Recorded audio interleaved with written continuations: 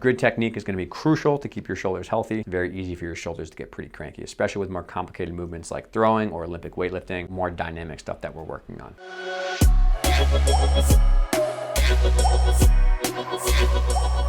Every day, you essentially pay your dues by doing the harder thing when it's the right thing to do.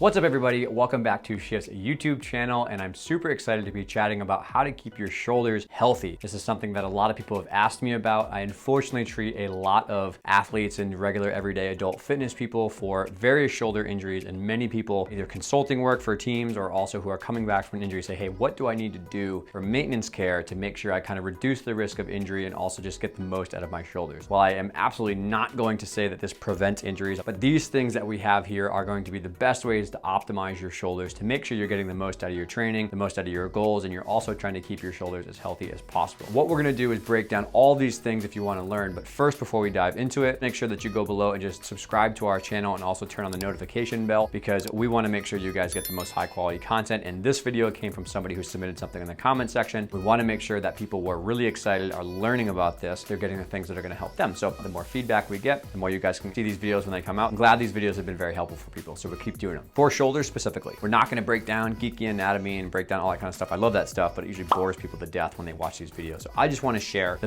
big rocks to think about what you can do and offer some suggestions based on programs that I've made before. By far and away, the most important thing, even if you're not hurt, even if you've never had an injury, that you want to get the most out of your shoulders and what you're doing for your sport or your life, okay, you have to get a good screen, okay? A screen or working with a medical provider, even if you're not hurt, okay, even if you don't have an injury, is very, very helpful, because these people have the tools to really break down what you need, okay? They can do mobility testing, they can do strength testing with a dynamometer, they can look at your program, they can talk about different exercises, they can chat about your goals and say what exercises might be the best, sets, reps, volume, all that kind of stuff. You can do it on your own. It's just gonna be a longer process to get to the end result that you want, which is doing a very good program that gets all the things you need and doesn't take you 5 hours per week, but just hits the basics, and also where you can add these things in, whether it's the warm-up, whether it's between sets, whether it's on a different day, a lighter day, whatever you wanna work on. I can't tell you how many people come to me, and when we look at their long shoulder health program or their warm-up, I'm like, yeah, maybe just these 3 or 4 things based on the screen they said. They go, wow, that's so much easier. I can't believe it, I only need to do these kind of things. But also I say, like, yeah, well, these exercises kind of have some good EMG data, which is just muscle recruitment. Let's do these ones, kind of focus on those. You don't got to do these 40 that you do all the time unless you'd like to. They really like getting the minimal effective dose for what they're doing in their programs versus just hours and hours of accessory work. Screen and medical provider, by far and away most important. Second thing we're always consulting people on is some sort of soft tissue care to maintain their flexibility or their range of motion. The majority of sports that people come to us with shoulder pain for, so swimming, gymnastics, circ, overhead athletes, baseball players, volleyball players, tennis players, right? A lot of these repetitive motion sports, they tend to have a pattern where the things that produce power, the pecs, the lats, the teres, things like that, the more you train them over and over and over, if you don't have a good soft tissue care and a kind of a maintenance care program, they get very stiff, they can get overworked, and you can lose flexibility, okay? Baseball is a great example. The more you throw, stiffer the lats get, you lose overhead elevation. That can predispose some shoulder pain or some elbow pain. Gymnastics, very similar. The more you do bars, the more you work on your shapes, you might lose the ability to get your arms over your head. You might get some cranky shoulders when you do your events. A lot of other sports kind of fall in that category. Olympic weightlifting, baseball, hockey kind of go in this category as well as rotational sports. The big ones that we typically see in someone who is limited is going to be the lat, the teres major, and then the pecs. Okay, those are kind of the big ones. Along, you could toss the joints of the thoracic spine, not the muscle obviously, but those are typically the big ones that we see. For the lat, easy foam rolling, 30 to 60 seconds underneath your arm. Also teres major, we can get the lacrosse ball in the back of the shoulder here and kind of dig in there a little bit. Pec, front of the shoulder as well, 30 to 60 seconds. But also we can do for these two, a lat PVC stick stretch is very, very good. For teres major, you can actually do a cross-body adduction stretch with your scap pinned against the wall. Not a huge fan of the sleeper stretch because sometimes it does aggravate the cuff tendon in the shoulder. So we usually go for cross-body adduction. There's a couple studies that show that cross-body adduction does help to restore IR. Keep in mind, if you're a throwing athlete, you might have some retroversion in your shoulder. Might be a bony issue, not really always about cranking sleeper stretch. Preferably go for cross-body stretch, PVC stick stretch, overhead lat stretch with a band. A lot of options there, but like doing those for the pecs as well. I'm a big fan of just doing some like tabletop stretch, hand behind your back, pull back for pec minor, chest stretching on your stomach side to side. A lot of good options here, but something to do, just keep range of motion of your pecs, stuff like that. I also do a lot of eccentric training, eccentric pull-ups, eccentric push-ups for these kind of things to, again, lengthen some of those areas out. Maybe it's accessory work to get that full range of motion. Usually try to recommend 30 to 60 seconds throughout the course of the week in a couple different areas to try to get some some soft tissue stuff, try to get some stretching, and try to do some screening regularly to make sure you're not losing your range of motion. Some athletes, some sports, it's beneficial to be a little bit stiff to produce power, but if those limitations get so far gone that you're not able to get your arms over your head to do your pressing work, or you're not able to do whatever you need for your sport, that's when it becomes a problem. Overhead positions, very commonly an issue we see with shoulder stuff, and also layback from rotational athletes, tennis players, baseball players, softball players. So I'd work on these, right? 30 to 60 seconds of a couple exercises based on the screen. Okay, the other thing we want to make sure we do, and to balance this out, is going to be direct rotator cuff strength work. Very commonly overlooked in general. People aren't typically doing some of the smaller muscle work to kind of develop the cuff if you're not familiar with the cuff. Golf ball on a tee is the analogy we use for the shoulder. That's kind of how the bones sit together. Wrapped around those, grabbing those four areas are the rotator cuff tendons, four muscles that work together: the supraspinatus,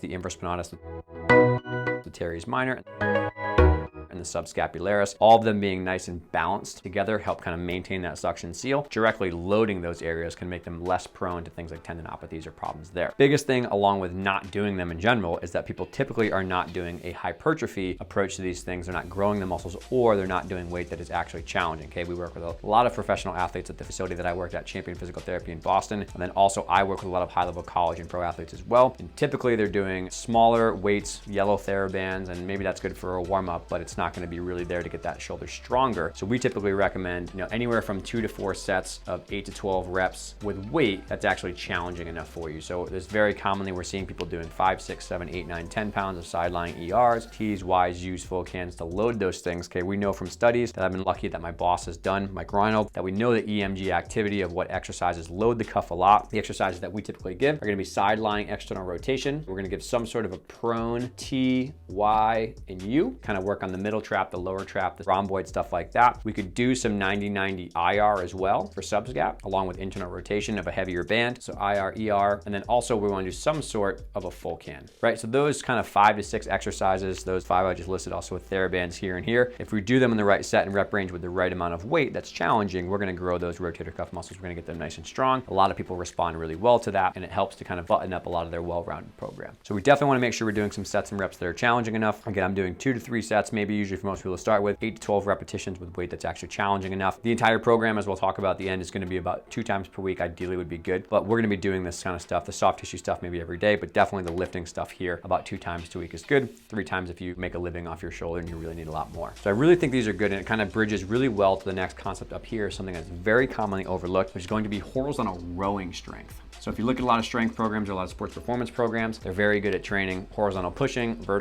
vertical pulling, but they oftentimes do not have enough upper back rowing. So I'm not saying you need this golden ratio of a certain percentage of strength. Every sport is different, every person is different, but you do have to have a couple days per week where you get some heavy rowing in to balance out the amount of strength. A lot of the overhead positions that you need are driven by scap tipping and scap retraction for the scap to move up the shoulder blade pretty well, along with the serratus anterior. We want to make sure we get some sort of rowing. Same kind of deal. Want to make sure they're strength based. So maybe 3 to 5 sets depending on what you're working on. Somewhere in the 6 to 8 range if you're going for strength, or the 8 to 12 range if you're maybe going for hypertrophy, again, based on the exercise you're doing, based on what you want to work on. Okay, exercises we really like for these, going to be face pulls, bent over dumbbell rows. Those are really great options to start with. I really like feet elevated rows too, if you had the option to do it, right? Which is kind of like a reverse push-up. Okay, so feet are up on a box or a bench and you're rowing to your chest, put plates on your chest. Face pulls with a band, single arm cable row, single arm bent over dumbbell row, all really good options. Just make sure it's hard enough, right? And make sure they're in your program somewhere. So I think this is kind of the base work, right? Like if you can fit this stuff in throughout the week, it's going to really help your shoulders in the long term. Number 5 is one of the biggest, maybe not overlooked, but it's known but not properly done all the time. It's just proper technique. Like it's crazy how many people do a full program, they love the accessory work, they don't mind doing it, but then when they actually go do their workouts, when they lift, their technique falls apart because they have too much weight in the bar, their programming is too aggressive and they're maybe not ready for it. They have a little bit of an ego flared up there. It's better to go slightly lower weight with perfect technique and build up slowly over time. Just put in that work and make sure it's great versus rushing up in the weight, rushing up in the sets and reps and burying yourself and having your shoulders squirrel out to the side and stuff like that. I would not recommend that people take too many jumps too fast. If you have the proper technique as you build up more and more, that is really one of the best ways to keep your shoulders healthy. Is proper pull-ups, proper pressing patterns, really good bench press technique, all that kind of stuff learning from a strength coach is key. If you don't have great technique, it's very easy for your shoulders to get pretty cranky, especially with more complicated movements like throwing or Olympic weightlifting, more dynamic stuff that we're working on. Good technique is going to be crucial to keep your shoulders healthy. And then lastly down here, programming is a big piece of this here. When it comes to programming, we do mean particularly like the sets and the reps and the volume like I just talked about, not spiking things. But I think a lot of times in programming, exercise selection is huge. Okay, especially especially for the shoulder, we find a lot of people have goals that are maybe health and fitness oriented, where they don't want to compete, they don't want to do super hardcore stuff, but they're doing exercises that maybe are not really in their wheelhouse in terms of their goal. That's why getting a strength coach and a medical provider on board to help you build a program and know what you're doing based on your goals is so